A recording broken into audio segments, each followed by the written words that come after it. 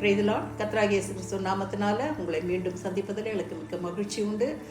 Video பார்க்குறவங்க தயவு செய்து சப்ஸ்கிரைப் பண்ணுங்கள், லைக் பண்ணுங்கள், மற்றவர்களுக்கு நீங்கள் அனுப்பும்போது ஷேர் பண்ணுங்கள். இந்த வசனம் நிறைய பேர் போய் ரீச் ஆகட்டும், அவங்களும் உங்களைப் போல இயேசுவை ருசி பார்க்கட்டும்.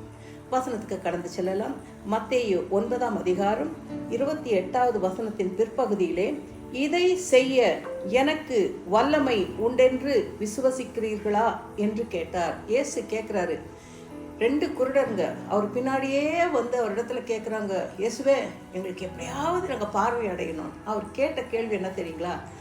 இயேசு கிறிஸ்துவுக்கு வல்லமை உண்டு, அந்த குருட்டின் தனத்திலிருந்து அவர்களுக்கு பார்வையடைய செய்யத்தக்கதான வல்லமை இயேசுவுக்கு உண்டான்னு இயேசு அந்த ஜனங்களை பார்த்து கேட்டோன்னா அவங்க 2 பேரும் என்ன தெரியுமா சொன்னாங்க?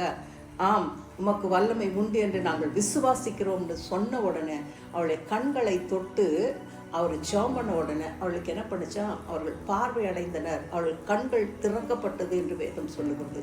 இன்றைக்கு இந்த வீடியோ பார்த்துக்கிட்டு இருக்கிற உங்களுக்கு, நீங்கள் என்ன வியாதியில் இருந்தாலும், பிறவியிலிருந்தே அந்த வியாதி எனக்கு இருக்குன்னு சொன்னாலும், உங்களுக்கு நான் சொல்கிற ஒரு நற்செய்தி, இயேசு கிறிஸ்துவை நீங்கள் விசுவாசித்தால் நிச்சயமாய் அவருக்கு வல்லமை உண்டு என்று நீங்கள் விசுவாசித்தால் நிச்சயமாய் அதிலிருந்து கர்த்தர் உங்களுக்கு சுகத்தை தருவார். ஜெபிப்போமா.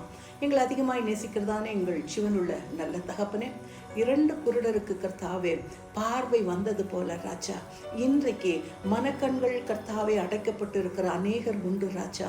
அவருடைய கண்களை திறந்து பாவத்திலிருந்து அவர்களுக்கு விடுதலை கொடுத்து, அப்பா நீரே வல்லமையுள்ள தேவன் என்பதை அவர்கள் விளங்கி கொள்ளும் போது அவர்களுக்கு உண்டான ஆசீர்வாதத்தை கொடுத்து அவர்களை ஆசீர்வதிப்பீராக.